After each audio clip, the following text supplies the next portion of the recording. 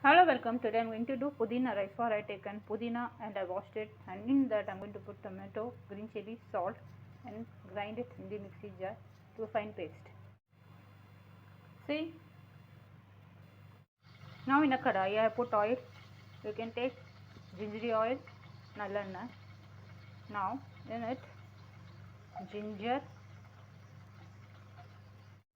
now onion,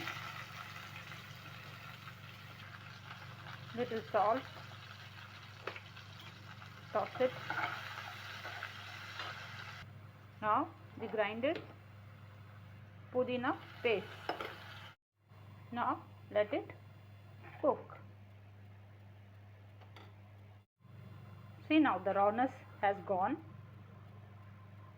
Now the boiled rice,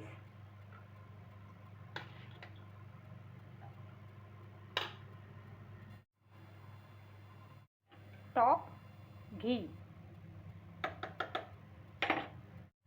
This rice you can have after few hours, it will be more tasty.